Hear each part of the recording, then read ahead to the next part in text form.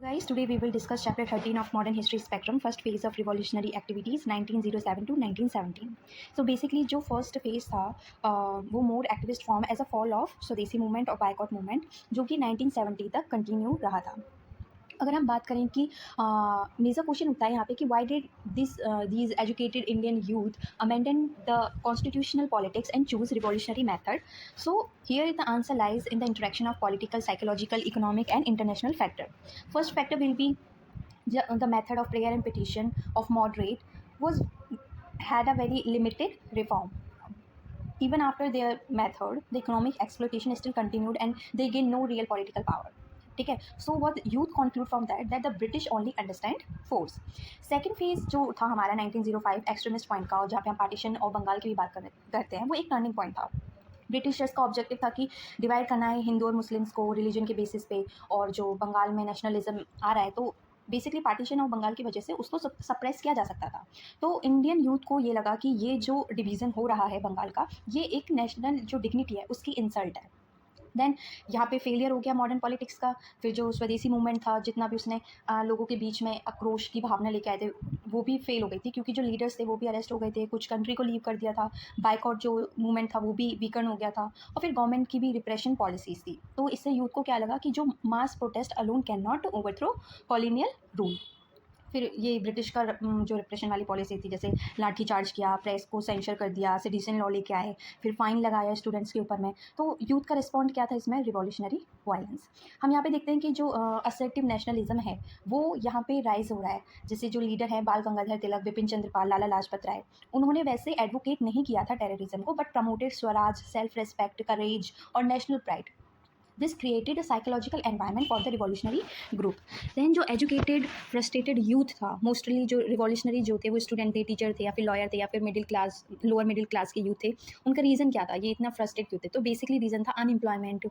फिर इंडस्ट्रियलाइजेशन नहीं है तो एम्प्लॉयमेंट भी नहीं है लोगों के पास में. ठीक है. फिर हम रेशियल डिस्क्रिमिनेशन भी देख रहे हैं भर्ती के टाइम पे. ठीक है.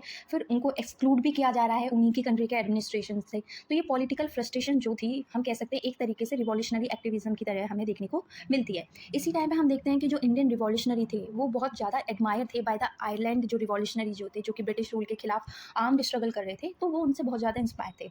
फिर हम देखते हैं कि 1905 में जो रशियन रिवॉल्यूशन है उसने भी शो किया that even a powerful empire could be challenge. फिर हम देखते हैं कि 1905 में ही जो जापान है वो रशिया के ऊपर में विक्ट्री लेके आता है. इसका भी एक ह्यूज साइकोलॉजिकल इम्पैक्ट हमें देखने के लिए मिलता है for the first time, as Asian nation defeated a European power, जो कि एक मिथ थी कि यूरोपियन इनविंसिबिलिटी वाली, वो शैटर्ड हो गई थी.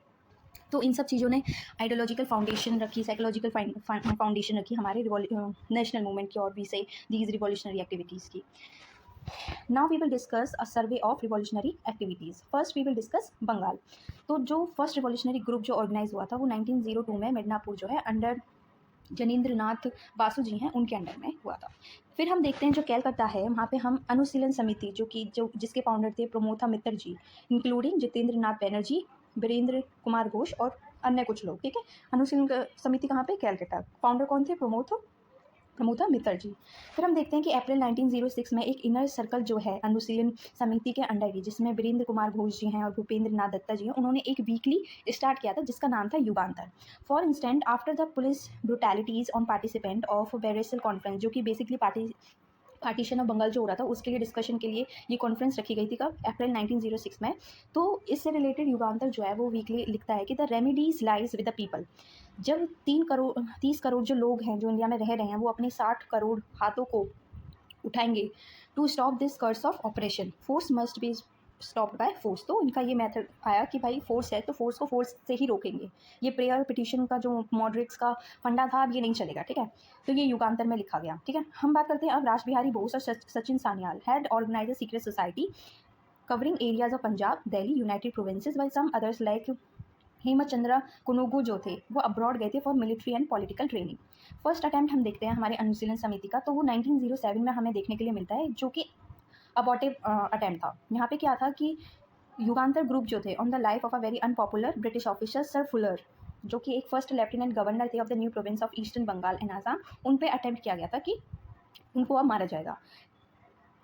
फिर सेकेंड अटैम्प्ट हम देखते हैं दिसंबर 1907 में there was an attempt to derail the train की ट्रेन की पटरी उतार देंगे, जिस ट्रेन में कौन बैठे हैं, lieutenant governor sir Andrew Fraser was travelling.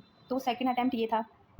फिर थर्ड अटैम्प्ट था 1908 में, जहाँ पे प्रफुल्ल चाकी और जो खुदीराम बोस जी हैं उन्होंने ट्राई किया कि जो कैरेज है सपोज टू बी कैरिंग जज किंग्सफोर्ड, उस पर बॉम्ब फेंकेंगे, कहाँ पे, मुजफ्फरपुर में। बट अनफॉर्चुनेटली क्या हुआ कि जो 2 ब्रिटिश लेडीज़ थी, किंग्सफोर्ड को तो कुछ नहीं हुआ, वो 2 ब्रिटिश लेडीज़ थी वो इसमें मार गई। ठीक है, तो अगर हम इनके ये हमने कुछ इंसिडेंट देखे, तो अब हम इनके मेथड्स का पता लगा सकते हैं कि कौन कौन से इन्होंने मेथड यूज़ किए।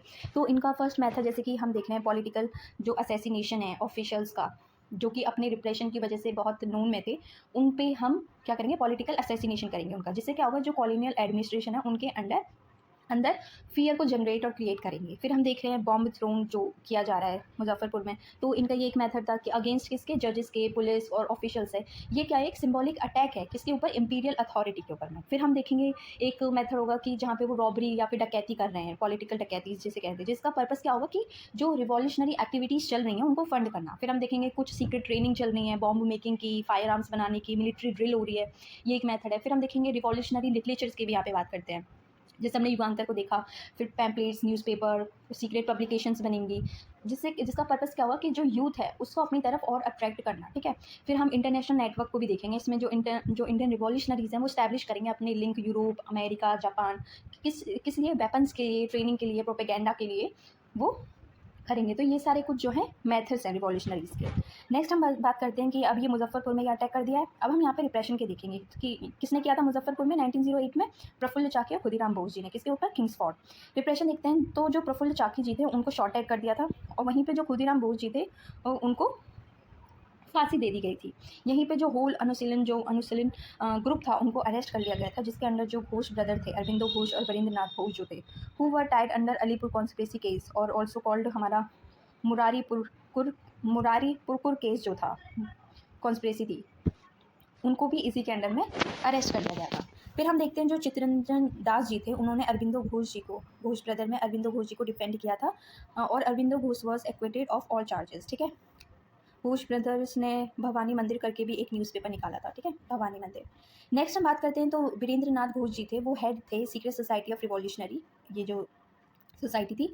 फिर यहाँ पे जो उलासकर जो दत्त थे वो बॉम्ब मेकर थे, उनको डेथ पेनल्टी दे दी गई, और which were later commuted to life in prison. Death penalty के बाद बोला गया, फिर बाद में उनको लाइफ प्रिजन दे दिया गया।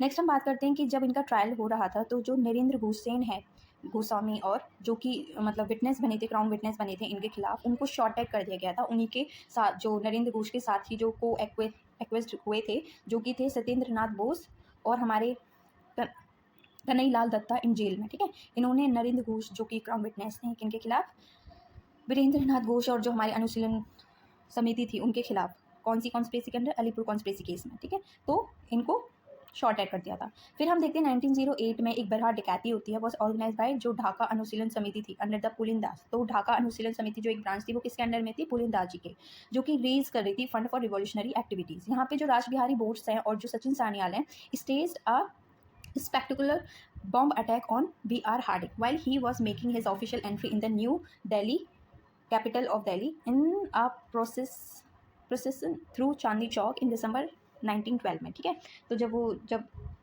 दिल्ली हमारी कैपिटल बन गई थी 1912 में, तब V.R. हार्डिंग वहाँ पे जा रहे थे, तो जो रासबिहारी बोस और सचिन सान्याल थे, उन्होंने ये बड़ा डकैती ऑर्गेनाइज करने का प्लान किया था, मतलब अटैक करने का ये प्लान बनाया था V.R. हार्डिंग के ऊपर में।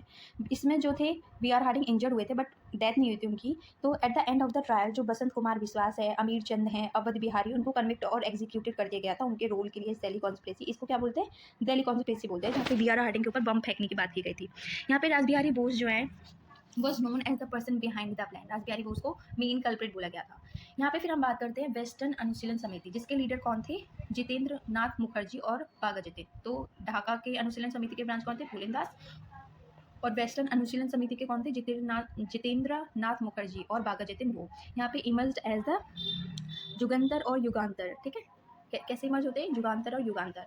During the first world war जो जुगांतर पार्टी है अरेंज्ड टू इम्पोर्ट जो जर्मन के आर्म्स और एम्यूनेशन थे थ्रू रिवॉल्यूशनरीज अब्रॉड में जो रिवॉल्यूशनरीज थे उनसे आर्म्स लेने का वो प्लान कर रहे थे। जतिन ने पूछा कि भैया Jatin asked Rashbehari Bose to take a charge of upper India, कि वो अपर इंडिया का जो रासबिहारी बोस जो कि दिल्ली कॉन्स्पिरेसी के अंडर में अरेस्ट हुए थे, उनसे बोला था कि अपर इंडिया का वो चार्ज ले ले, aiming to bring all India insurrection, ठीक है।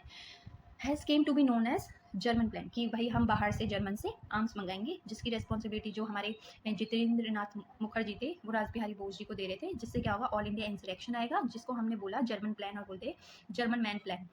तो जो जुगांतर पार्टी थी वेस्टर्न अनुशीलन समिति वाली, raised fund through a series of dacoities which came to be known as taxi cab dacoities and boat dacoities, so as to work out Indo-German conspiracy, ठीक है। तो ये इसे फंड करने के लिए ये लोग टैक्सी में डकैती कर रहे थे, फिर बोट डकैती, ये सब इनका मेथड था इस फंड को रेज करने का। अनफॉर्चुनेटली क्या हुआ कि ये जो रिवॉल्यूशनरी एक्टिविटी थी और ये वॉट एवर इनका प्लॉट था, ये लीक कर दिया गया, ठीक है। पुलिस आई केम टू नो दैट जो बाघा जतिन जी हैं was in Balasore waiting for the delivery of German. फिर जो जतिन है हमारे बाघा जतिन जी और उनके एसोसिएट्स को उसी लोकेशन पे पुलिस ने पकड़ लिया और जो हमारा जर्मन प्लान था वो फेल हो गया। फिर जो बाघा जतिन जी थे उनको शॉट कर दिया गया और वो एक हीरोइक डेथ उनको मिली कहाँ पे, बालासोर उड़ीसा में, कब, सितंबर 1915 में। बाघा जतिन जी ने बोला था we shall die to awaken the nation, कि हमको मरना पड़ेगा पूरे देश को जगाने के लिए। यहाँ पे हम कुछ न्यूज़ और journals advocating revolutionaries activities of Jatin include कौन से हैं, संध्या, युगांतर इन बंगाल, काल इन महाराष्ट्र। जैसे मैंने आपको मेथड बताया था कि न्यूज़पेपर और जर्नल्स के थ्रू जो यंग पीपल थे उनको रिक्रूट करते थे, तो ये मेथड आप इसमें एग्जांपल ले सकते हैं। नेक्स्ट हम बात करते हैं महाराष्ट्र की। तो महाराष्ट्र की फर्स्ट रिवॉल्यूशनरी एक्टिविटी कब ऑर्गेनाइज की थी, जो रामोसी पीजेंट फोर्स था, किसने, वासुदेव बलवंत फाड़के इन 1879, ये फंड डकैती थी, ठीक है। फिर हम देखते हैं कि 1890s में जो तिलक है वो प्रोपोगेट करते हैं the spirit of militant nationalism through Ganpati और शिवा फेस्टिवल। उनकी जनरल कौन सी, केसरी और महारथा, तो ये इनकी जनरल याद रखना, ये भी एग्जाम में पूछा जाता है। तो इनके जो दो डिसिप्लिन थे वो कौन थे, चापेकर ब्रदर्स, दामोदर चापेकर और बालकृष्ण चापेकर। उन्होंने मर्डर जो है plug commissioner of Pune and lieutenant S, इनका प्लान किया था इन 1897 में। तो जो वीडे के सावरकर थे और उनके जो भाई थे, ऑर्गेनाइज मित्र मेला, पहले तो ये हो गया चापेकर ब्रदर्स के, ठीक है, प्लग कमिश्नर ऑफ पुणे के ऊपर में इन्होंने मर्डर का प्लान बनाया था। फिर जो साविकर ब्रदर्स थे उन्होंने ऑर्गेनाइज किया मित्र मेला में, क्या, एक सीक्रेट सोसाइटी 1899 में, जो कि बाद में अभिनव भारत जो कि मिज़नी यंग इटली मूवमेंट जो था, ठीक है, उससे इंस्पायर हुए थे, ठीक है, और मर्ज किए थे इन 1904 में। बाद में क्या हुआ कि जो पूना है हमारा, नासिक है, बॉम्बे, ये सेंटर बन गया था बॉम्ब मैन्युफैक्चरिंग का। हम देखते हैं 1909 में जो AMT जैक्सन थे जो कि कलेक्टर थे नासिक के और एक इंडोलॉजिस्ट भी थे, उनको किल्ड किया गया, किसके थ्रू, आनंद लक्ष्मण कान्हेरी, जो कि अभिनव भारत जो है किससे प्रेरित है, वो मिज़नी यंग इटली से मर्ज हैं, उनसे इंस्पायर होके, ठीक है, और उनके मेंबर आनंद लक्ष्मण कान्हेरी ने मारा किसको, AMT जैक्सन, ठीक है। इसको क्या बोलते हैं, नासिक कॉन्स्पिरेसी के, जिसमें जो सावरकर जी थे उनको चार्ज किया गया था और फिर उन्हें काला पानी जो जेल है अंडमान एंड निकोबार में 1911 में उन्हें वहाँ पे भेज दिया गया। नेक्स्ट हम बात करते हैं पंजाब की, जहाँ पे लाला लाजपत राय जो थे वो पंजाबी जो थे with its motto of self help at any cost. और अजीत सिंह जो कि भगत सिंह जी के अंकल थे, उन्होंने ऑर्गेनाइज किया था एक्सट्रीम अंजुमन ए मोहिसिबिन ए वतन, कब, कहाँ, लाहौर में। और उनकी जनरल का क्या नाम था, भारत माता, किसकी, अजीत सिंह जी की। उन्होंने ऑर्गेनाइज किया था अंजुमन ए मोहिसिबिन ए वतन, ठीक है। नेक्स्ट हम बात करते हैं पंजाबी किसकी थी, लाला लाजपत राय, भारत माता जनरल अजीत सिंह जी की। During the first world war जो रासबिहारी बोस जो कि इन्वॉल्व थे गदर रिवॉल्यूशन में, एक लीडिंग फिगर थे, जो कि दिल्ली कॉन्स्पिरेसी में भी पकड़े गए थे। At the close of 1913, Bose meet Jatin to discuss the possibility of all India armed rising 1857 type का, ठीक है। तो जो बोस जी हैं रासबिहारी बोस, वो बाघा जतिन जी से मिलते हैं टू डिस्कस की क्या हम फिर से 1857 जैसा कोई रिवॉल्यूशन लेके आ सकते हैं। As the plan of revolution did not succeed, तो जो रासबिहारी बोस हैं और वो एस्केप कर देते हैं, कहाँ पे, जापान में चले जाते हैं 1815 में। फिर जब आगे जब हम जाएंगे पढ़ेंगे तो वो फाउंडिंग मेंबर बनते हैं किसके, इंडियन नेशनल आर्मी के। नेक्स्ट हम बात करते हैं रिवॉल्यूशनरी एक्टिविटीज़ अब्रॉड में क्या क्या चल रही थी। तो यहाँ पे हम देखते हैं श्याम जी कृष्ण वर्मा जी हैं, उन्होंने स्टार्ट किया था लंदन में 1905 में, कौन सी society, India home rule society और India house as a centre of Indian student. और उनकी एक जनरल थी द इंडियन सोशलॉजिस्ट, ठीक है, कौन, श्याम जी कृष्ण वर्मा जी, लंदन में 1905 में, इंडियन होम रूल सोसाइटी और इंडियन हाउस। रिवॉल्यूशनरी सच सावरकर जी और हरदयाल इसके मेंबर बने थे, किसके, इंडियन हाउस जी के। और श्याम जी कृष्ण वर्मा जी की एक जनरल थी जिसका नाम था द इंडियन सोशलॉजिस्ट। फिर हम देखते हैं Madan Lal Dhingra ji from this circle assassinated the Indian office bureaucrat Curzon Wyllie कब 1909 में। सून क्या हम देखते हैं कि जो लंदन है वो बहुत ज़्यादा डेंजरस हो जाता है for revolutionaries activities, particularly for the Savarkar had been extradited in 1910 में and transported for life in Nasik conspiracy case.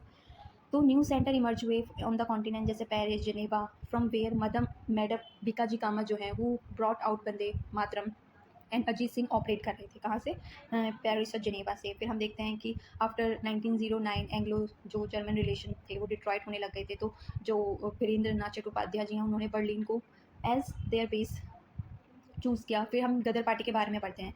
ये मोस्टली यहाँ से क्वेश्चन पूछे जाते हैं कि जो गदर पार्टी है it was a revolutionary group organized around a weekly newspaper Ghadar, जिसका हेडक्वार्टर कहाँ पे था, सैन फ्रांसिस्को में था। ये जो रिवॉल्यूशनरीज हैं इंक्लूड किन किन को करते हैं, एक्स सोल्जर जो थे, जो पीजेंट थे, जो कि माइग्रेट हुए थे Punjab to USA and Canada for the search of better employment. जो प्री गदर रिवॉल्यूशनरी एक्टिविटीज़ जो कैरिड आउट थी वो किसने की थी, Ramdas Puri, G D Kumar, Taraknath Das, Hardayal ji, Lala Hardayal, who reached USA in 1911 to carry out these revolutionary activities। जो अर्लियर एक्टिविस्ट थे उन्होंने सेटअप किया था क्या, स्वदेश सेवक होम वैंकूवर में। फिर एक सेटअप किया था हमारा यूनाइटेड इंडिया हाउस कहाँ पे, सियाटल में। फिर फाइनली 1903 में जाके हमारी जो गदर है वो इस्टेब्लिश होती है कब, 1903 में। फिर जब the moving spirit behind the Ghadar party कौन कौन थे, लाला हरदयाल, फिर रामचंद्र जी, भगवान सिंह, करतार सिंह, फिर बरकतुल्ला, फिर भाई परमानंद। ये जो गदराइट्स थे इंटेंट इनका क्या था कि इंडिया में उनको रिवॉल्ट लेके आना है। फिर हम देखते हैं नॉर्थ अमेरिका में जो गदर है वो ऑर्गेनाइज किसके थ्रू, बाय लाला हरदयाल, रामचंद्र जी, भगवान सिंह, करतार सिंह, सारा भाई, फिर बरकतुल्ला और भाई प्रेमानंद जी नॉर्थ अमेरिका में ऑर्गेनाइज कर रहे थे। फिर हम देखते हैं कि 1915 में डिफेंस ऑफ इंडिया एक्ट आता है, जिसका प्राइमरी डील क्या होता है कि जो ये गदराइट्स हैं इनको डील करने के लिए डिफेंस ऑफ इंडिया एक्ट लेके आया जाता है। Their plan was increase by 2 event. पहला इवेंट क्या था 1914 में, कामागाटा मारू जो इंसिडेंट था वो था, और सेकंड इंसिडेंट था हमारा outbreak of first world war.